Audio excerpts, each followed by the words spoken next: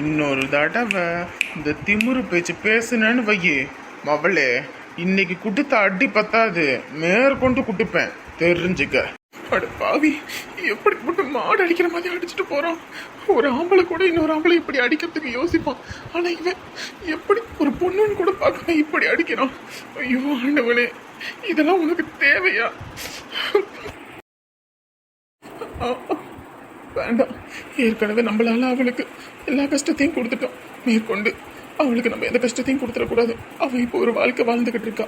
இதுல நான் போய் அவளுக்கு ஏதாவது செய்ய போக பின்னாடி அது பிரச்சனை ஆயிடும். வேண்டாம், அவளோட சங்காத்தமே வேணான்னு தானே இருக்கும். ஆனா மனசு கேட்க மாட்டேங்குது. இப்படியெல்லாம் அடி வாங்கணும்னு தலையெழுத்தா. அவங்க வீட்டுல அவங்க அப்பாவும் அவங்க அம்மாவும் கண்ணேன்னு எவ்வளவு அன்பு வச்சிருந்தாங்க. ஒரு நாள் கூட அடிச்சது கிடையாது. ஆனா இன்னைக்கு இந்த படுபாவி கிட்ட எப்படி அடி வாங்குற? அதுவும் நிஜமா அமுதவான இருக்கு. அவ்வளவு மாடனா துணி போட்டுக்கிட்டு அப்படி இருக்கிற பொண்ணு இன்னைக்கு இப்படி இத்து பொண்ணு சேலையை கட்டி குடிசை வீடு. என்னாச்சு ஏதாச்சுன்னு ஒண்ணுமே தெரியலையே. பார்க்கவே பரிதாபமா இருக்கு. இப்படி ஒரு நிலைமை யாருக்குமே வரக்கூடாது. என்னை விட்டு நீ எதுக்கு போன? வசதியான மாப்பிள்ள வசதியா வாழ்றதுக்குன்னு தானே போன.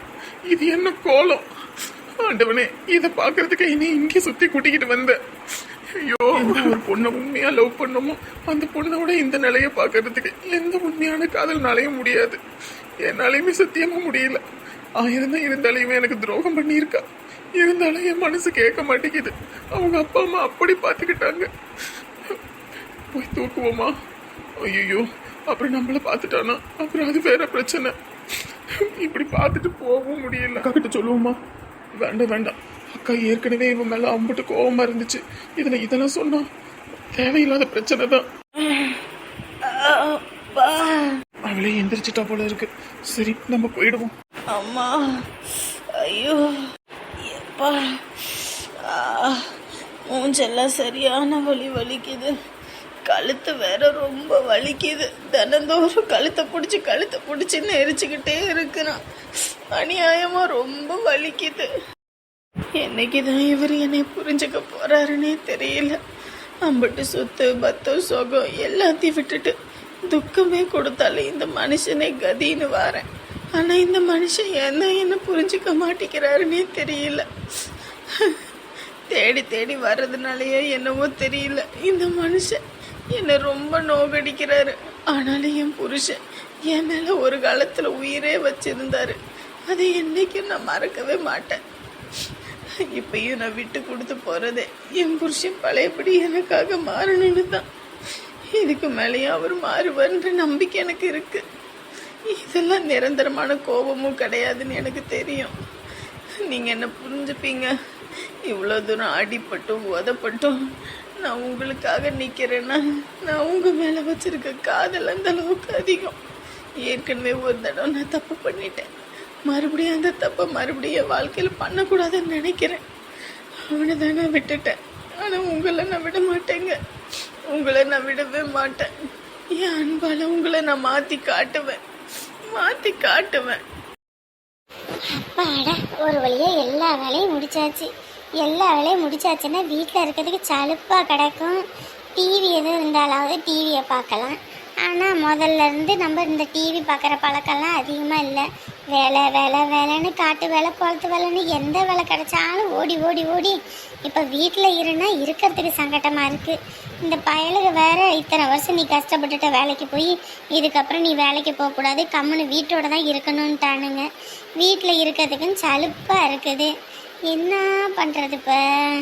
ஒன்றும் புரியலையே. எல்லா வேலையும் முடிச்சாச்சு. அந்த வீடு மாதிரி இருந்தாலாவது துணி எதுவும் பீரோவில் கிடக்கும், எடுத்து மடித்து வைக்கலாம். இங்கே இருக்கிறது ஆளுக்கு 2 செட்டு துணி. இதை நான் எங்கேன்னு மடிக்க நேரமே போகாது. அப்படியப்பா போனு யாரு? அட, சரோசா தான் போன் அடிக்கிறா. ஒருவேளை இன்னைக்கு பால் கொடுக்க வீட்டுக்கு எதுவும் வந்திருப்பாளோ, ஆளை கண்ணன்னு போன் அடிச்சிருக்காளோ. சரி, எடுத்து பேசுவோம். சரசா, எப்படி சரசா இருக்க? நல்லா இருக்கியா? நான் நல்லா இருக்கேன். நீ எப்படி இருக்க? எங்க இருக்கீங்க முதல்ல எல்லாரும்? இருக்கோம், நல்லாவே இருக்கோம். நாங்க பாதுகாப்பான இடத்துல தான் இருக்கோம், ஒன்றும் பிரச்சனை இல்லை. பத்திரகாளி, நான் எதுவும் வேணும்லாம் பண்ணலம்மா. என் புருஷங்காரன் அப்படி பேசுவார்னு நான் நினைச்சு கூட பார்க்கல. சரோசா, சத்தியமா சொல்றேன், உன்னையெல்லாம் நாங்க யாருமே தப்பாவே நினைக்கல தெரியுமா? நீ எதுவும் மனசை போட்டு குழப்பிக்காத. அவர் ஏதோ எங்களை புரிஞ்சுக்காம இருக்காரு. இருந்தாலும் அவர் சொல்றது ஒரு பக்கம் நியாயம் இருக்குல்ல. நாங்க என்ன வந்தோமா, ஒருத்தர் வந்ததோட இருந்திருக்கணும். குடும்பமே வந்தது தப்பு தானே. அட, யார் வீட்டுக்கு வந்தீங்க? உங்க வீடு இது, சரியா? நான் ஒன்றும் நீங்க யாரோ நான் யாருன்னெல்லாம் பிரிச்சு பார்த்தது கிடையாது. உனக்கே தெரியுமில்ல. எனக்கு தெரியாதா? என் கஷ்ட நஷ்டம் எல்லாத்துலேயும் நீயும் சிம்ரனும் கூடயே இருந்தீங்க. சிம்ரன் வேணா இன்னைக்கு மாறி போயிருக்கலாம், ஆனால் நீ அப்பயும் இப்பயும் எப்பயும் ஒரே மாதிரி எனக்கு தெரியாதா? காலையில் அன்னைக்கு அந்த தம்பி அண்ணன் பேசினதெல்லாம் நான் கேட்டுக்கிட்டு தான் இருந்தேன். நாங்கள் ஏற்கனவே முடிவு பண்ணிட்டோம், எதுக்கு உங்களுக்கு கஷ்டத்தை கொடுக்கணும், நம்ம தனியாக ஒரு வீடு பார்த்து போகலான்னு. அதுக்குள்ளே எங்களால் உனக்கு எந்த பிரச்சனையும் வந்துடக்கூடாதுன்னு தான் நாங்கள் முதல்ல கிளம்பி வந்தோம். கஷ்டத்தில் வந்தவங்களுக்கு அரவணைப்பு பண்ணி இருக்கணும், அரவணைக்க முடியாமல் போச்சு. இப்போ எல்லாரும் பாதுகாப்பாக இருக்கீங்க தானே? எந்த பிரச்சனையும் இல்லைல்ல? அங்கேருந்து வந்த உடனேயும் எங்கள் வாழ்க்கையை எப்படி ஆக போகுதோ என்னமோன்னு பயந்துக்கிட்டு தான் வந்தோம். வீடு வாசல் இல்லை, துணிமணி இல்லை, ஏன் சாப்பிட வைக்க ஒரு பண்ட மாத்திரம் கூட இல்லை. ஆனால் அம்பிட்டு கஷ்டத்துலேயும் இந்த பயலுக 2 பேரும் என்னை கைவிடலாமா. அலைஞ்சு திரிஞ்சு அங்கேயும் இங்கேயும் திரிஞ்சு ஒரு வீட்டை பார்த்து தான் இப்போ ஒரு வீட்டில் கூட்டிகிட்டு வந்து வச்சுருக்காங்க. அந்த வீட்டில் இருக்கும்போது கூட தினந்தோறும் நான் காட்டு வேலை, அந்த வேலை, இந்த வேலைன்னு செய்வேன். இவங்க 2 பேரும் இப்போ என்னை எந்த வேலையும் செய்ய விடுறதில்ல. நீங்கள் கம்முன்னு வீட்டோடு இருந்தால் போதுன்ட்டு அவங்க 2 பேரும் வேலைக்கு போயிட்டாங்க. ரொம்ப சந்தோஷமாக இருக்குது நீ சொல்கிறத கேட்கும்போது. இத்தனை நாளே உனக்குன்னு ஒரு சொந்தம் இருக்காதா, சொந்தம் இருக்காதா, எல்லாரும் என்னை அனாதைன்னு சொல்கிறாங்கன்னு வருத்தப்பட்டிருக்கேன். இன்னைக்கு உனக்கான சொந்தம் நம்ம கூடயே தான் இருந்திருக்கு. ஆனால் பாரு, தெரியவே இல்லை. ஆமாம் சராசா, அந்த விஷயம் நடக்கும்னு நான் நினச்சி கூட பார்க்கல. சொந்தம் கிடச்சி சொந்தத்தோடு ஒன்றா இருக்கிற நேரத்தில் இந்த படுபாவிகள்லாம் சேர்ந்து உனக்கு இப்படி ஒரு பாவத்தை பண்ணிவிட்டாங்க. ஆனாலும் உனக்கு பண்ணின பாவத்துக்கு கடவுள் கண்டிப்பாக கூலி கொடுத்துருச்சு அதுகளுக்கு. என்ன சொல்கிற? உனக்கு பண்ண பாவத்துக்கு என்னைக்கு இருந்தாலும் கடவுள் தண்டனை கொடுத்து தானே ஆகணும். நல்லவங்களை கடவுள் சோதிப்பான், ஆனால் கைவிட மாட்டான். அந்த மாதிரினா உங்களை சோதிச்சாலும் கைவிடாமல் கடவுள் ஒரு பக்கம் கரை சேர்த்துட்டான். ஆனால் அதுங்க 3ஐயும் ஜெயிலில் கரை சேர்த்துருக்கான். ஜெயில்லையா? என்ன சொல்கிற? நீ ஒன்றும் பதறாத. இந்த ரவி தம்பி நம்ம உமாவுக்கு டைவர்ஸ் கொடுத்துருக்காங்க தெரியுமா? நோட்டீஸ் கொடுத்து கோர்ட்டு வரைக்கும் இழுத்து நாரடிச்சு போயிட்டாங்க. ஐயோ, நீ ஐயோன்ற, ஆனால் அவளுக்கு 2 பேரும் சேர்ந்துக்கிட்டு நீ உன் புருஷனோட வாழக்கூடாது, அனாதையை இருக்கணும்னு தானே அவளுக்கு என்ன நீட்டா வெட்டி விடுனாளுக. அதுதான் அவ பிள்ளைக்கே வந்துருச்சு. முற்பகல் செய்யும் பிற்பகல் விளையும்னு சும்மாவா சொன்னாங்க? எதை நம்ம ஒன்று விதைக்கிறோமோ அதைத்தான் அறுவடை பண்ணுவோன்னு மருமவளை பிரித்து விடணும், வெட்டி விடணும்னு நினச்சாளுங்க. இப்போ அவ பிள்ளைக்கே அது திரும்பிக்கிச்சு. இப்போ 3 பேத்தையும் பிள்ளைய கொடுமைப்படுத்தினாங்கன்னு சொல்லி போலீஸ் ஸ்டேஷனில் போட்டு கம்பி எண்ணிக்கிட்டு இருக்காங்க. கடவுளே, எனக்கு இது தெரியாதே. தெரிஞ்சு மட்டும் நீ எதுக்கு போற? தெரிஞ்சும் தெரியாத மாதிரி இரு. இதுங்கெல்லாம் 3 உள்ள கடந்து நல்லா கழுத்திங்கணும், அப்பதான் இதுங்களுக்கெல்லாம் புத்தி வரும். என்ன சரோசா இப்படி சொல்ற? 1000 தான் இருந்தாலும் எனக்கு புருஷன் இல்லையா? ஆமா, நீ இப்படி சொந்த வேணுன்றனாலதான் உன்னை எல்லாரும் வேணான்னு விட்டு ஒதுக்குறாங்க. அதுங்களெல்லாம் விட்டு ஒளி. அது மட்டும் இல்லாம ஒரு நல்ல விஷயத்துக்காக தான் நான் ஃபோன் பண்ணேன். இப்ப என்ன நல்ல விஷயம்? நம்ம ஆறுமுகத்துக்கு அனிதாவை கட்டி வைக்கிறதா அவங்க அப்பா வந்து பேசினாங்க. அதை தான் சொல்றதுக்கு கூப்பிட்டேன். என்ன சொல்ற? நெசமாவா? ஆமாம்மா, எனக்குமே தெரியாது. காலையில் திருதுக்குன்னு வந்து இந்த மாதிரி என் பொண்ணு ஆசைப்படுற மாப்பிள்ளையை கட்டி வைக்கணும்னு நினைக்கிறேன் அப்படி இப்படின்னாரு. நானும் சரி கட்டி வைங்க, நல்ல விஷயந்தான், சரி வா ஏதோ விசேஷம் வைப்பாங்க அதுக்கு பால் தான் ஆர்டர் கொடுக்க வருவாருன்னு நான் நினச்சேன். கடைசியில் பார்த்தா நம்ம ஆறுமுகத்தையே மாப்பிள்ளை கேட்டு வந்துட்டு அப்படி நான் நல்ல பையங்க அப்படின்னு சொல்லி வச்சுருக்கேன். அவர் முறைப்படி எல்லாம் பேசணும் வைக்கணும் அப்படின்னாரு. 1000 தான் இருந்தாலும் நான் அவனை அம்மாவா சொன்னது மட்டும்தான். ஆனால் அவங்க அக்கா உயிரோடு இருக்கா, அவகிட்ட தான் எந்த முடிவு வந்தாலும் எடுக்க முடியும் அப்படின்னு நான் சொல்லிட்டேன். நீங்கள் எங்கே இருக்கீங்க என்ன ஏதுன்னு வேற தெரியலையா, அதனால தான் நான் சரி என்னன்னு பார்த்து பேசிட்டு சொல்கிறேன்னு சொல்லியிருக்கேன். நீ என்ன சொல்கிற? நான் அனிதா ரொம்ப நல்ல பிள்ளை, நம்ம ஆறுமுகத்தை கட்டி வச்சா ரொம்ப நல்லா இருப்பாங்க.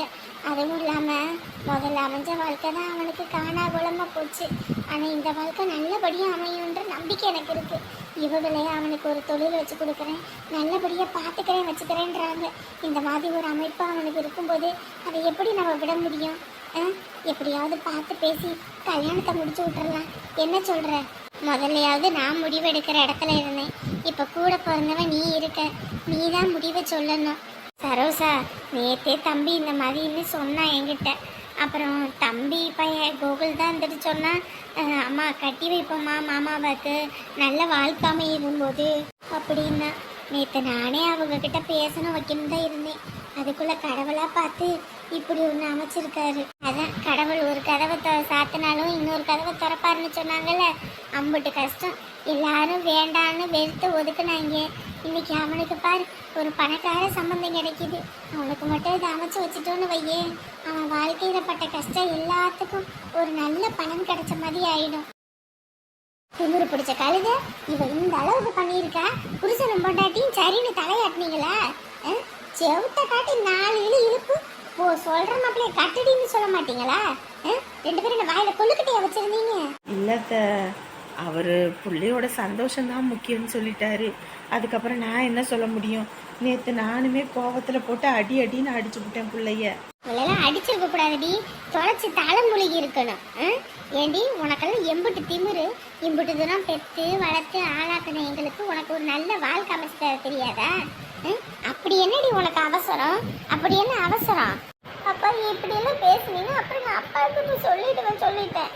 எவன்கிட்ட வேணாலும் போய் சொல்லி, எவன்கிட்ட வேணாலும் போய் சொல்லு. எனக்கு அந்த பயமா? எவனுக்கும் நான் பயப்பட மாட்டேன்னு தெரிஞ்சுக்க. என்னமோ பயப்படுறவங்க சொல்ற மாதிரி சொல்லிக்கிட்டு இருக்க. உனக்கு என்ன அம்பட்டு திமிரு? என்ன தெனாவட்டுன்னு கேட்கறேன். அத்தை, அவர் வந்துட்டாரு. அப்பா அப்பா என்னமாச்சு? என்ன ஆச்சு? என்னடா என்னம்மா நொன்னமானு? என்னடா நடக்குது இந்த வீட்டுல? ஒரு நாள் நான் வீட்டுல இல்ல, வீட்டுல இல்லைன்னே இந்த வீடு 2 துண்டு ஆக்கி வச்சிருக்கீங்க 2 பேரும். ஆமா, என்ன ஆச்சு? என்ன ஆகணும்டா? என்ன ஆகணும்? எவனோ ஒருத்தனுக்கு பிள்ளைய கட்டி வைக்கிறேன்னு சொல்லியிருக்கியா? நம்ம தேனும் பாலும் தினையுமா ஊட்டி வளர்த்து பிள்ளைய வளர்த்து வைப்போம். இவனுங்க போறவனுங்க வரவனுங்க கொத்திக்கிட்டு போறதுக்கு நம்ம பிள்ளை பத்து வச்சிருக்கோமா? புட்டிச்சு சொன்ன உடனே 4 இழுத்திருக்க மாட்டேன்.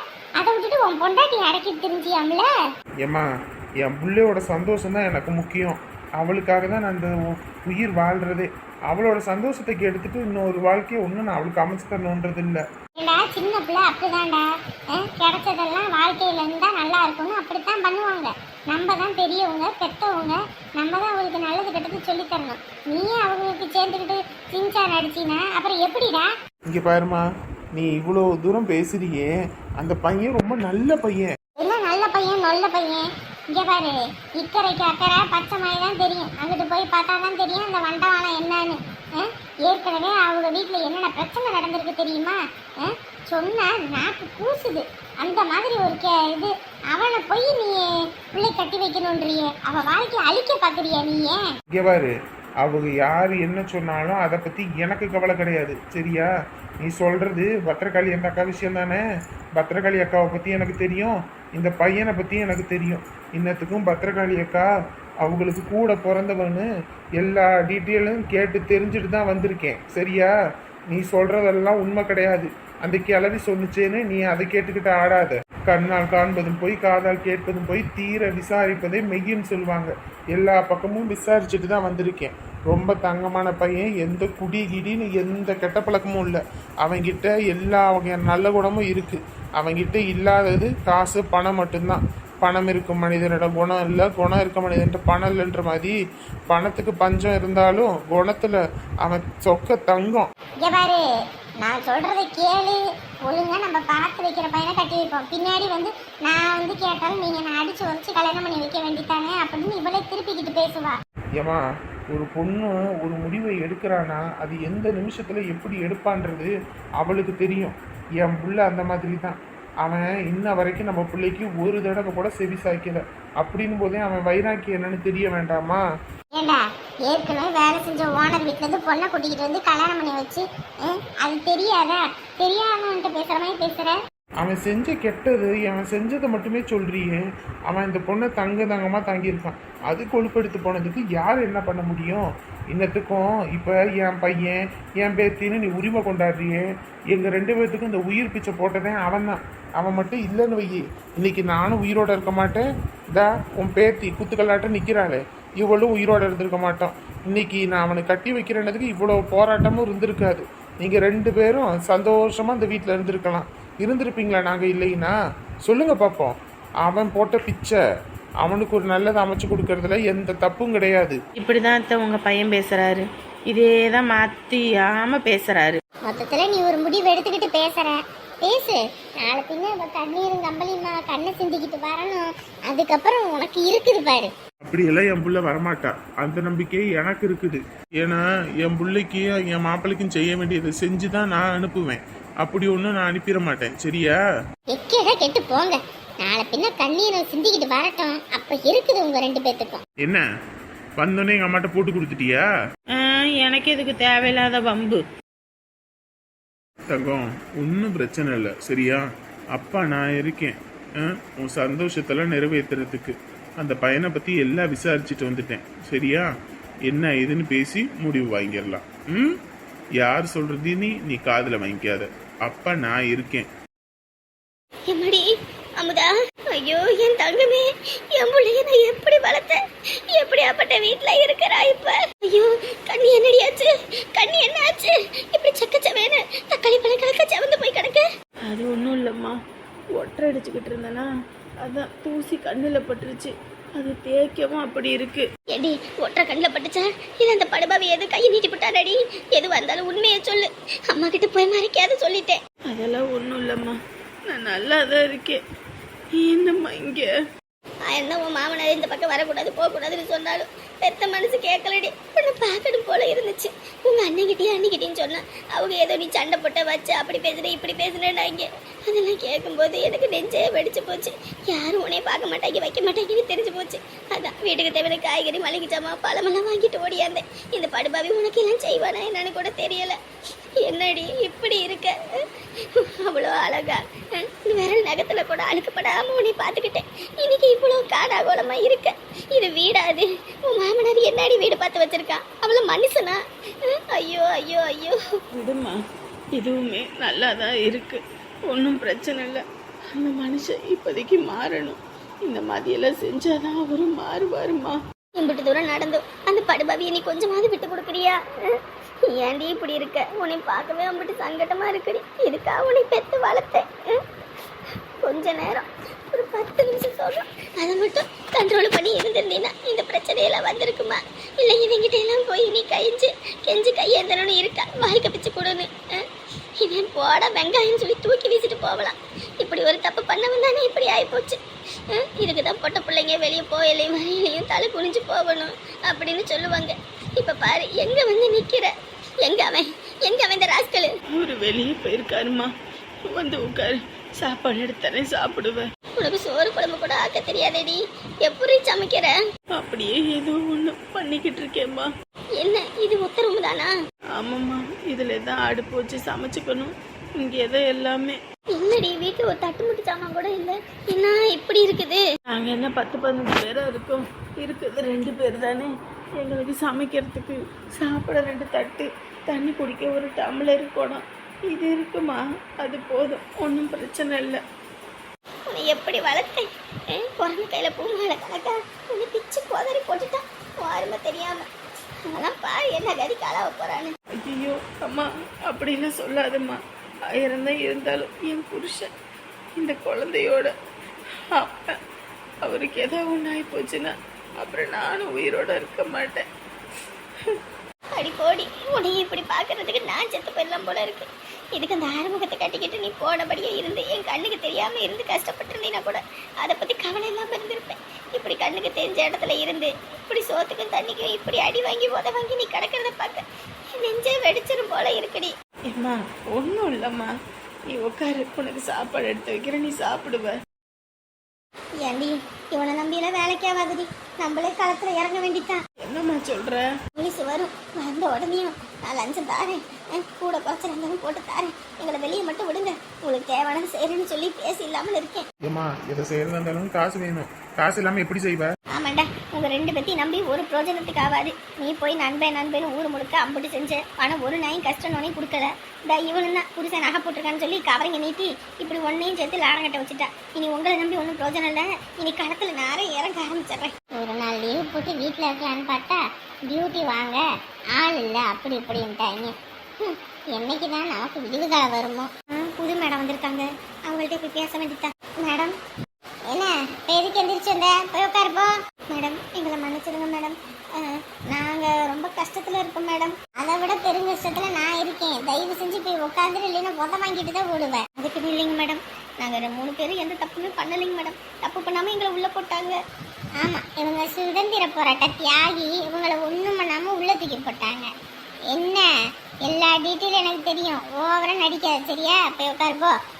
மேடம் உங்ககிட்ட ஒன்று பேசணும். என்ன பேசணும்? இல்லை மேடம், 3 பேரும் ரொம்ப கஷ்டப்பட்டுக்கிட்டு இருக்கோம் மேடம். வயசான காலத்தில் என்னை இப்படி போலீஸ் ஸ்டேஷனில் வச்சு அடிக்கிறது உதைக்கிறதுன்னு எல்லாம் பண்ணுறாங்க மேடம். தாங்க முடியல மேடம். உங்களுக்கு கூட குறைச்சல் கூட போட்டு தரோம் மேடம். எப்படியாவது என்ன வெளியே விட்டுருங்க மேடம். ஐயோ எங்களை வெளியே விட்டுருங்க மேடம். எம்பிட்டு தருவ? எம்பிட்டு நாள் தருவேன் மேடம். 10 லட்சம் தருவியா? அம்பிட்டு இல்லைங்க மேடம். அப்போ 1 லட்சம்? அதுக்கும் வழி இல்லைங்க. அது இருந்தால் நாங்கள் ஏன் உள்ளே இருக்கோம்? அப்பயே காசு கட்டி வெளியே போயிருக்க மாட்டோம். சரி, அப்போ ஒரு 10,000? அது இருந்ததுனா தான் இந்நேரத்துக்கு நாங்கள் வெளியே ஓடி இருப்போமே. அம்பட்டும் இல்லை மேடம், ஒரு 1000 ரூபா தரேன் மேடம். ஏன்னா எனக்கு இந்த கவர்மெண்ட் பணம் வேறு வரும், அதை கொடுக்குறேன். எப்படியாவது வெளியே விட்டுருங்க மேடம். 3 பேத்துக்கு சேர்த்து 3000 ரூபா தந்துடுறேன்.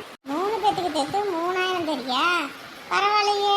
பாத்தீங்களடி எப்படி பேசி காரியத்தை சாதிச்சேன்னு. 2 பேர் இருக்கீங்க, ஒரு வேலைக்கும் துப்பு இல்லாம எப்படி பேசி சாதிச்சேன். கிளட்டு செலுக்கி கையில இருக்க ரேகையெல்லாம் முகத்துல வச்சுக்கிட்டு என்ன வேலை காட்டுறான்? எனக்கே லஞ்சம் கொடுக்குறியா உன்னைய?